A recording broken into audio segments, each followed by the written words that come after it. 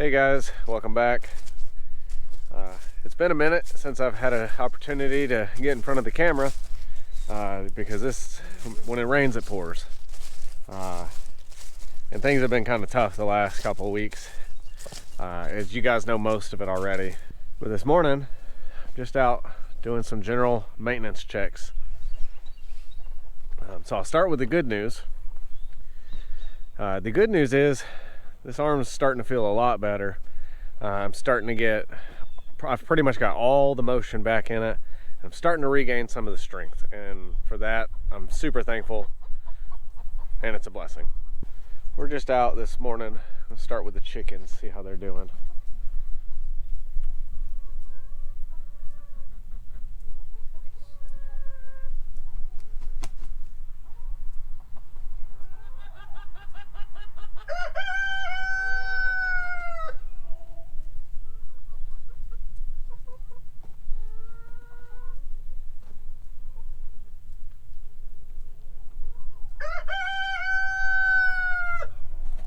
What's up, ladies? What's up, Petey?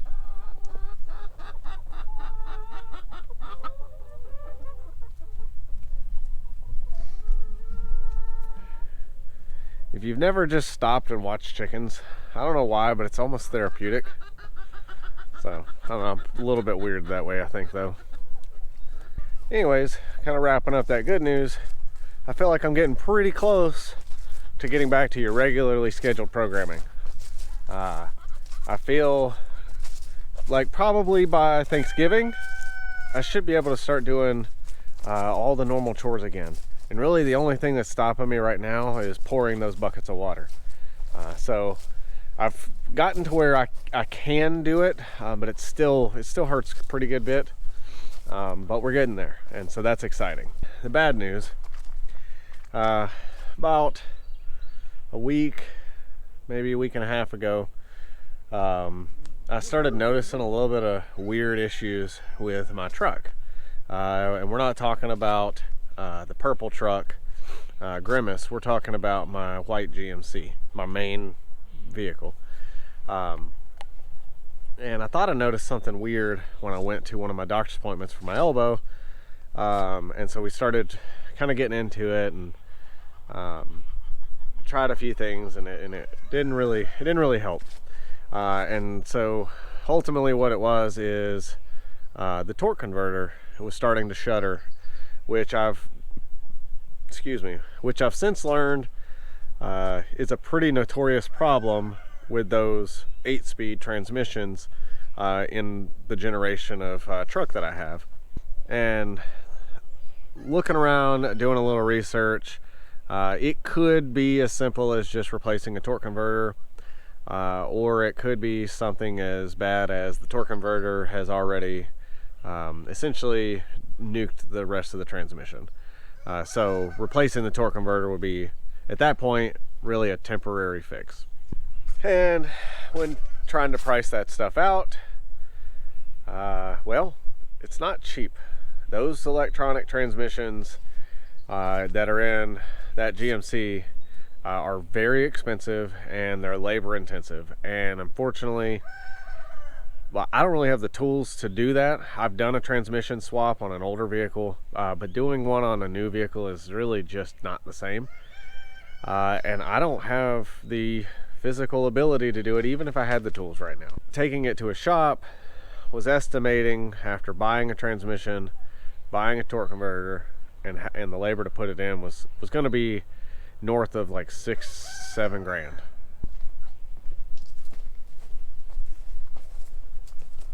And now, mind you, that truck, 67,000 miles on it, and it's paid off.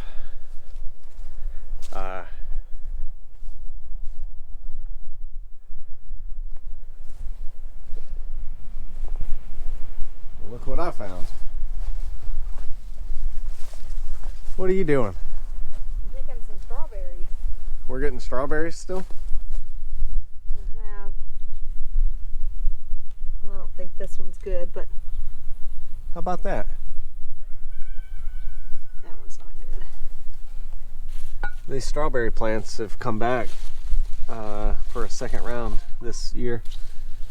There's a few little ones over here. Hey, here's one.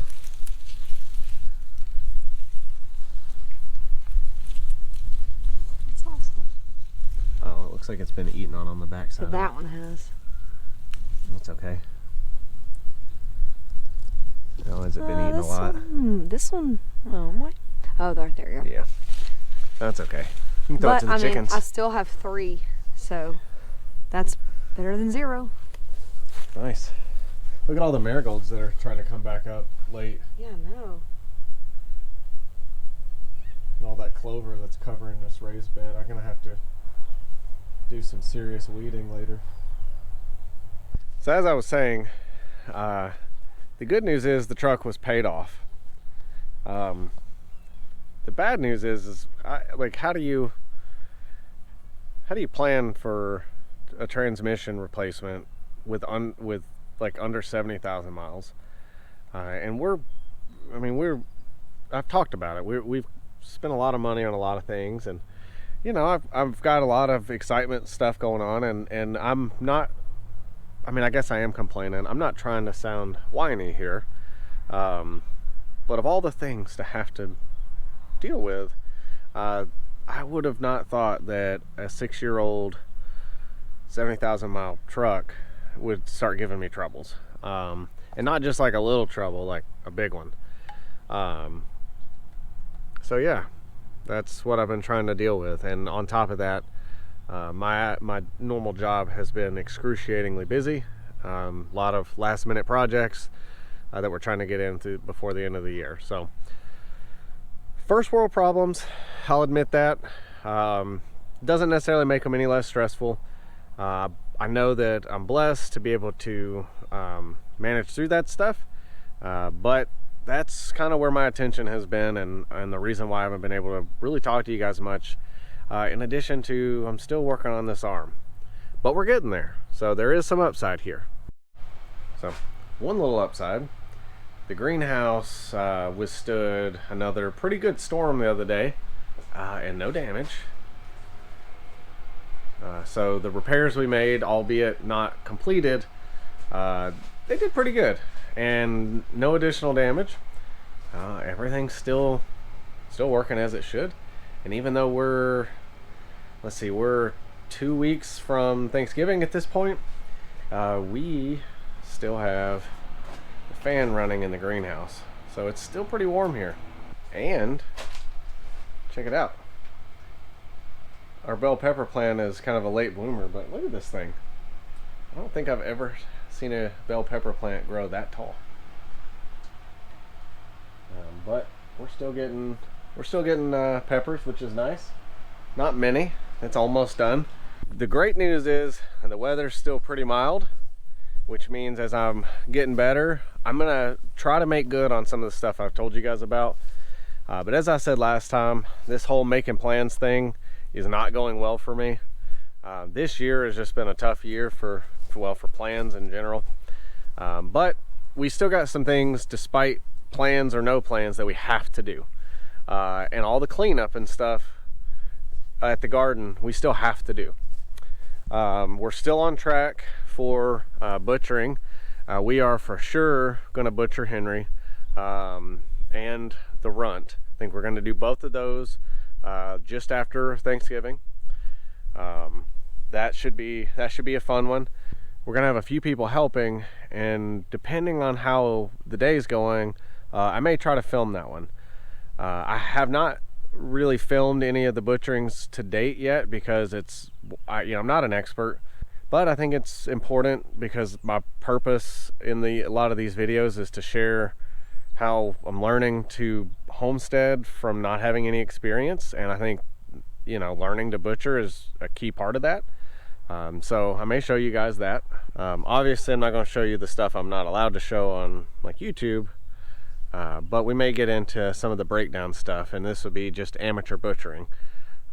But I do have some people that are wanting to learn, and so I may be teaching a little bit.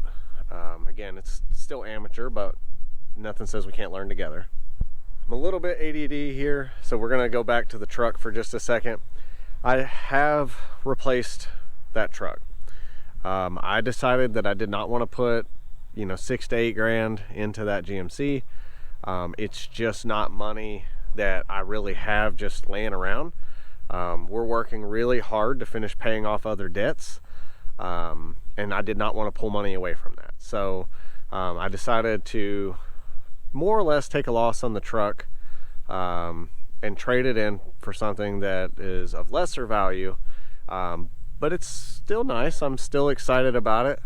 It is overkill. It's more than I need, but it's older, it's higher mileage. You know, it's not as I don't know, fancy, if you will, but I only drive into the office on occasion, and really I needed more work truck, so I bought another work truck.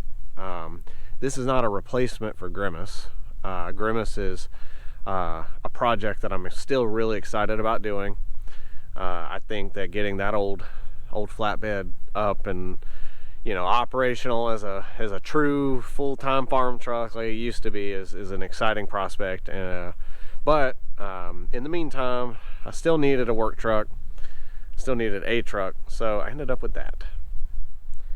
And I ended up trading flat for it. So it's got like 40,000 more miles on it than my truck had. It's actually got like 45,000 more miles, but it's still pretty nice. So it's a 2011 F250. When I go pick up feed from the mill, I won't have to haul a trailer around anymore, so that'll be nice. Yeah, I mean, it's more than I need, but I was able to even trade for it, so a little bit of change, but I'm trying my best to stay optimistic. The best news I have is my arm's getting better pretty quick, and I feel like I'm going to be able to get into doing stuff that I want to do sooner than later. So blessed for the healing. I appreciate the well wishes. I've had a lot of help from friends and family, so we're almost back on track despite a lot of setbacks, and I promise I'm going to get back into doing the stuff that, well, you're here to see, which is not me complain or make excuses or talk about my problems, but it's solving homestead problems. And maybe this is just part of that, right? Because everyone's going to have setbacks, and I've said it before, if you're going to dabble in this lifestyle, you got to be flexible. You got to be willing to pivot, and it's not just here, but I feel like it's extra important here, to be willing to and able to just pivot and do what needs to be done. So as we roll up on Thanksgiving, we got lots of stuff to do. There's a little work on that truck that needs to be done, work on a purple truck, work on the chicken coop, work on that chicken coop. The tractor back here needs maintenance. That trailer back there needs maintenance. The other trailer back in the barn needs maintenance. Yeah, and I need to get the fluid changes on that tractor, which I think I just said that. Yeah. What do you think about all this, Lucille?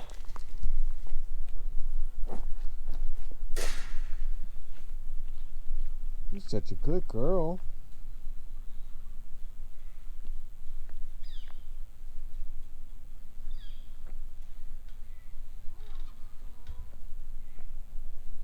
For those of you that have stuck around, waiting for me to get back to things, I really appreciate it.